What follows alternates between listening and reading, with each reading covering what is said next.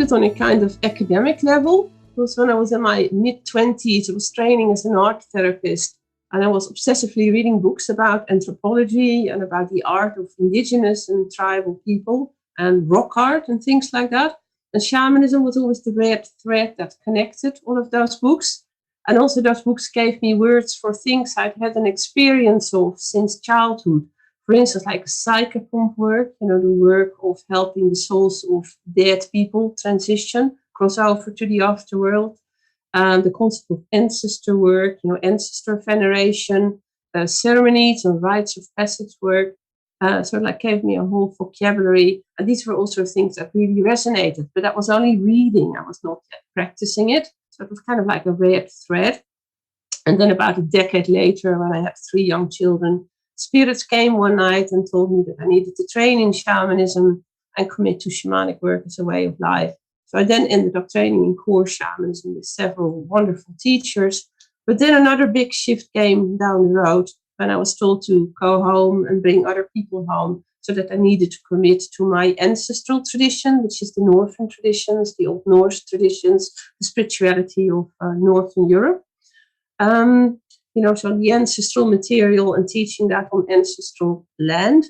And so where I am at the moment is that the word shamanism has become a bit controversial because of the accusations of countercultural appropriation. That not everyone likes the way that word was coined, the way it was taken from the Tungus people in Siberia and so forth. So though I know the word is on the title of several books I've written, and that will always be the case, I still today try to use other words when possible. So today I use tradition-specific words such as savor, or I talk about the spirituality of my ancestors, or, the ancestral wisdom teachings of my own lineage, and so forth. So where possible, I try to use different words that show what tradition I work in.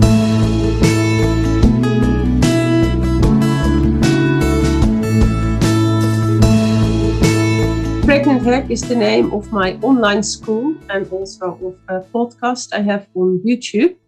And I started my online school as a response to the COVID-19 pandemic. Suddenly I couldn't teach in person anymore. I already had an in-person school. I was teaching in many different locations. I have a forest school in Sweden, but because of COVID, we had to self-isolate, couldn't work with people in person. So I still wanted to continue working with my groups and students. So I started an online school, and in my online school, I teach all the same topics I teach in person. So it's sacred art classes and intensives, savor, Old Norse tradition material, spiritual toolkit work with children. There are classes on healing the witch wound. And I recently even taught a course of 3 webinars about Old Norse astronomy, like the night sky of the Vikings. And what was quite exciting that when you study that material, how it is quite possible that certain key events from Norse mythology, especially the events that surround Ragnarok, you can actually see them overhead in the night sky, with the Milky Way being the road to the land of the dead, the Hellwegen, and then certain key players in the whole Ragnarok prophecy are actually positioned in the night sky overhead. And we can see that best in the autumn and winter season. So to me, the Pregnant Hag is the indwelling spirit of Rune Hagel, because I teach rune classes to rune magicians. The Anglo-Saxon name for that same rune is Hagelas. In Swedish, the hag is called the Käring, it should be the Kaliak in the Celtic tradition. And the Pregnant Hag stands on the threshold. She knows the secrets of life and death. She knows how to die and rebirth herself as a young maiden or bride. So as I'm 55 years old and a mother of 3 young adult sons, I'm really passionate about rites of passage work, spiritual toolkit work for young people, but also about eldering. So I feel I want to use the years that I've hopefully left on the planet, like being an elder, if possible. Like I'm an aspiring elder at the moment. And I feel that the Pregnant Hag is both my role model and a kind of crone goddess who guides my work and my choices in this world.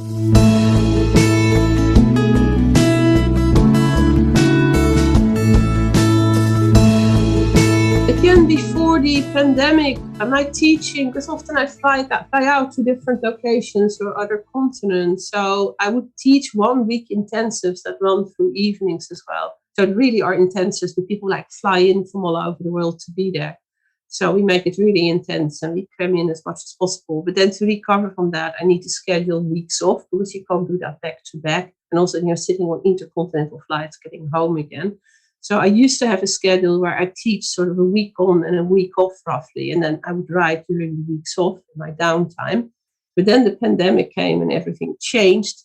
So, and that was like, a different kind of teaching, making lots of PowerPoints. So what I did during the pandemic is set 1 day a week aside. So at the moment, it's changing again because I'm returning to in-person teaching. But for all of the pandemic, Tuesdays are my writing days. I just keep it free from other things, and I go to my desk at 8:30 in the morning and I start writing.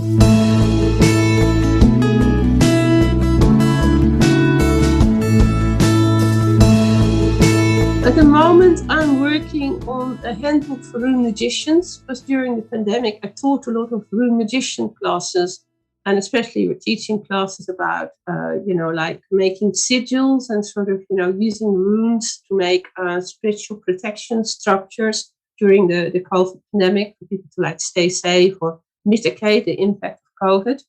And the students who've been in those classes say this is also fascinating. And like there's many classes in my school, the Pregnant Hag. And these have all been recorded, so anything that's been taught there, people can still go and do in their own time and just sign up and watch the recordings. But my students asked, can't you turn all this material into a book? I'd like to have it as a handbook so we can go back to it, and for all the pictures to be in there as well of what these sigils look like and like how you put them together, the rune staves and all of that. And also I've been working with, relationship between the runes, sort of mapping what goes on there. So I'm also working on a compendium where I'm putting all of that information.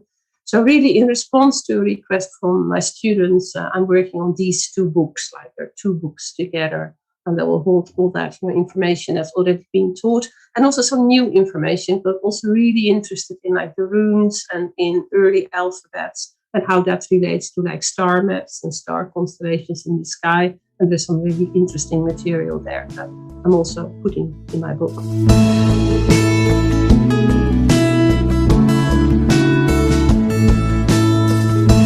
Well, that's always a hard choice, but I'm actually going to hold up this book, which will be published by Moon Books on June 24th, so coming really soon. Very excited about it. We just organized an online book launch, so that's North Sea water in my veins.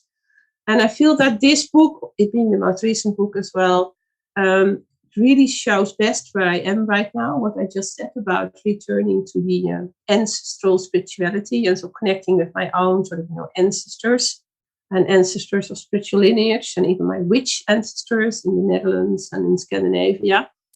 And I'm trying to provide material that will help people, research and reconstruct their like native spirituality. I know it's not always straightforward because like some people now have an ancestry that it consists of so many strands that it can be hard to work out what to focus on. But for people who have a more clear idea of what their lineage or background is, I still see a pattern at the moment that many people, be it in either the Netherlands or in Sweden or in the US, wherever I go, but US is different because that was colonized, is that people feel that their spirituality needs to be borrowed from other continents. So a lot of people practice like Native American derived things, such as sweat lodging or peace pipes or whatever.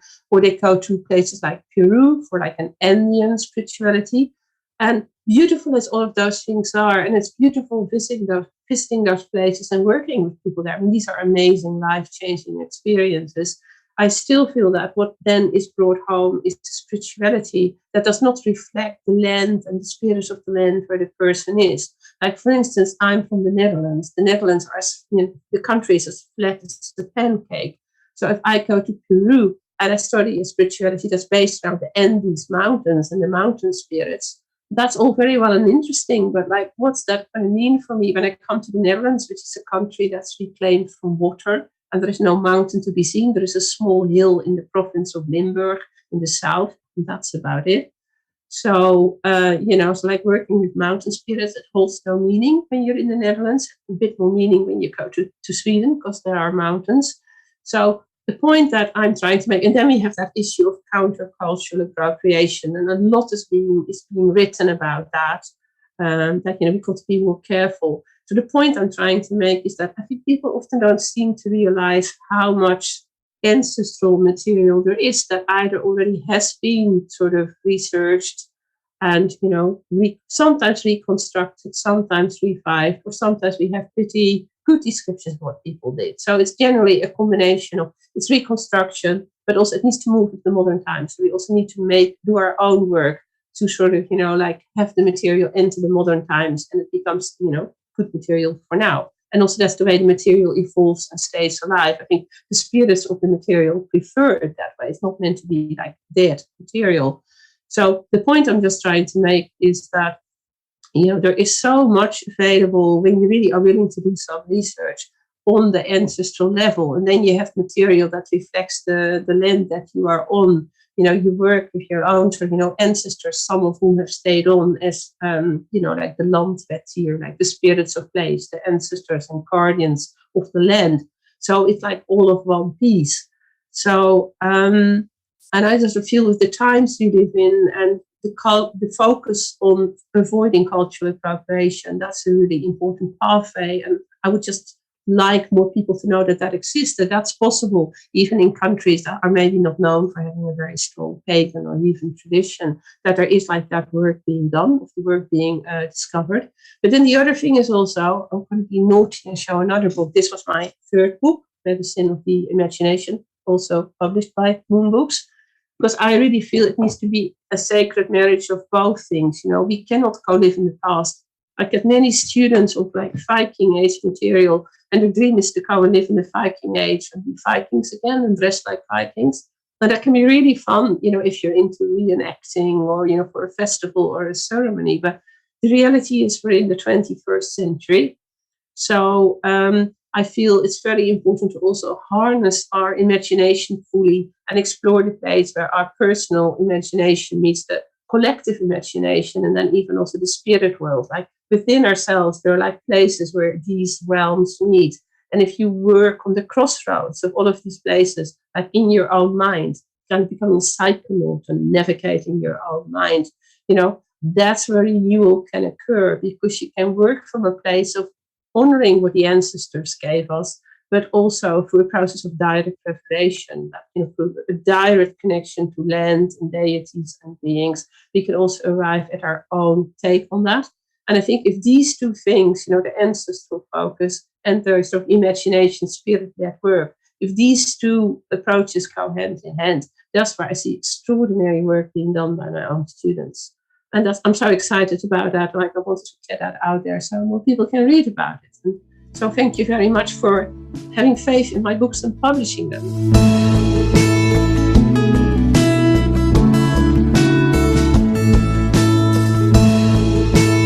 That was a very difficult choice. So actually, I'm grateful you gave me a little bit of warning on that one. So, and also I'm a compulsive collector of books and also academic papers. Like my house is a library, basically. So this is hard. But I think the writer would have to be Maria Kvilhaug. She's a Norwegian historian of religion, a prolific writer. She has a YouTube channel as well. And her work is so brilliant for me because she does a lot of research and she's translating texts from the Old Norse into English, where not a lot of translation work has been done, or the translation work is from many decades ago. Like we have more knowledge now, so like she's doing a more sort of modern job.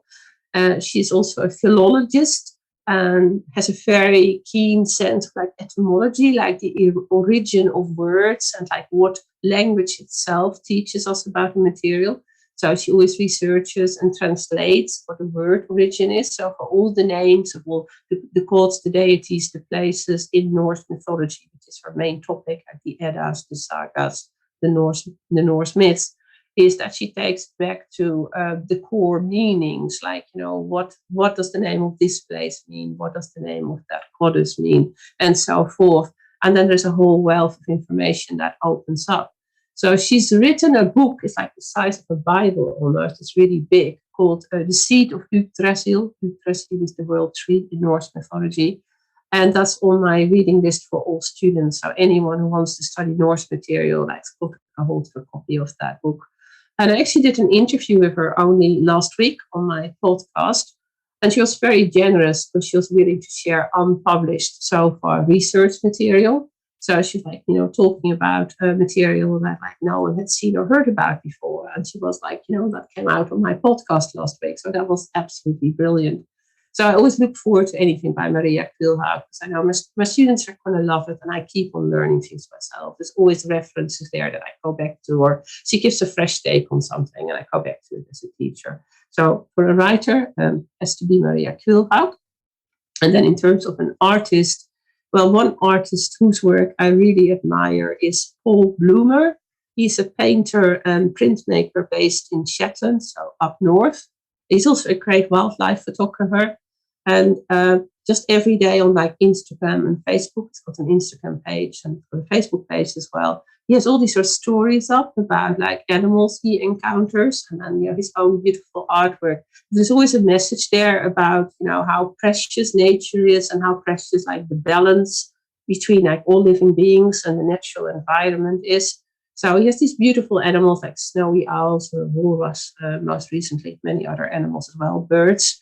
So he's very much an educator. I feel that he's like, putting those animals in the roles of teachers and then sort of telling us like what we can learn if we really open ourselves to deep listening to these like animal species. And also if you enter that kind of deep listening and you enter that kind of being in a proper, like equal relationships with these beings, then like how could you choose to like pollute oceans, or like how could you choose to damage our world? So that's just like artwork. I really love seeing it in my Instagram feed, and his handle is Paul Bloomer Art. So I suggest people check that out and they'll enjoy what he's put up.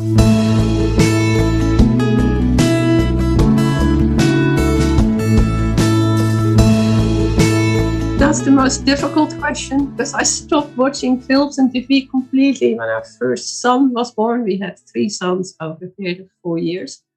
And I was so eager to keep some time free for writing and painting. Some other things had to go. So TV and films went forever. So these days I only watch films on like night flights to other continents or like coming home from teaching. That's what I see in terms of films. So I'm going to go a long way back. A film I really loved was The Piano with Holly Hunter. I think that was 20 years ago, before my son was born. Oh, maybe 25 years ago. But I just loved the music by Michael Nyman, and I sometimes still play the film music on the piano. It's like always stayed with me. Such an atmospheric film, and music at the very heart of it. I can relate to that.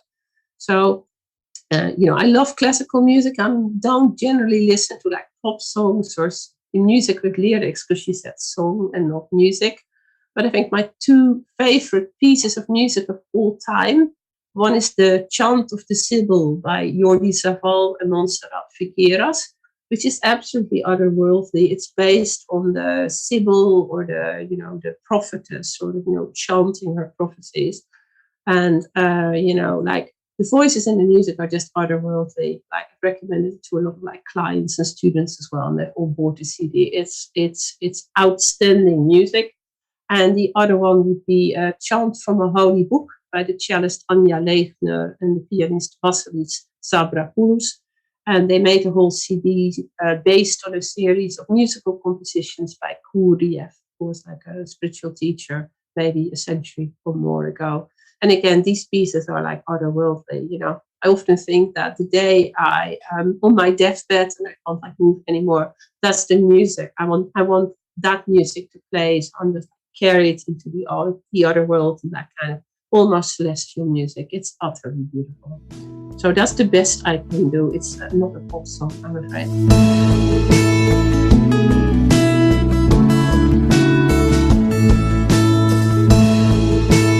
Well, of course, I would love to do that. Today is Tuesday, which is the day of Norse called Tyr. Tuesday is Tyr's Day, so Tyr would have to be there. I would also invite the Frisian goddess Baduhena and Nehalenia, who's another great goddess of the Low Countries, Netherlands. And for an entree, I think I would serve skagenröra, which is like a Swedish seafood dish, like a shrimp type thing, served on a piece of toast. But, we're of course talking about deities, not ordinary mortals. So I think I would get Nehalenia, the Dutch goddess, some zouterdrop as well. Zouterdrop is salty licorice, which is a typically Dutch treat. Foreigners tend not to like this, but they're not used to the taste. But Nehalenia is like a goddess of the sea and the salt water, so she likes offerings of zouterdrop, salty licorice, salty things. She also likes apples. And then for Baduhenna, who is a Frisian war goddess, I think I'd get her some red meat and probably also some red berries, because she's like, always out to get some blood.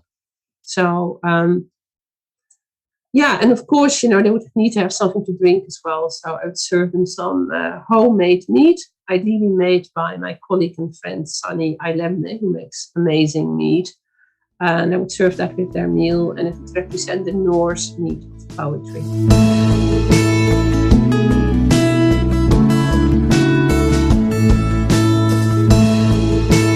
I think what sticks with me is that my younger self always got a repeat message, like all the time. Oh, it's like completely impossible to get anything published at all. So forget about writing as a professional activity or a career. And now, like, I'm a bit further along, and I have 4 books out, or almost out, one. I now know from experience that there is a large volume of like magazines and publications out there, and many of them are always looking for content and guest articles. So what I would say to a young aspiring writer is that as long as your writing is of decent quality, I don't think it's at all impossible to get a piece published. Start small, maybe with a local newsletter or newspaper, or maybe a special interest magazine, submit some pieces. And then you start creating a portfolio. So it gives you examples of published work you can show to other publications of choice that you want to approach in the future. And also, if you've had some articles published, I think it would also support any sort of book proposal you send to a publisher for the first time. And actually, our middle son, Elliot, is a student of English literature and creative writing at Lancaster University at the moment. And his dream is to be a professional writer and published author. So what I'm telling you here is what I say to my own son.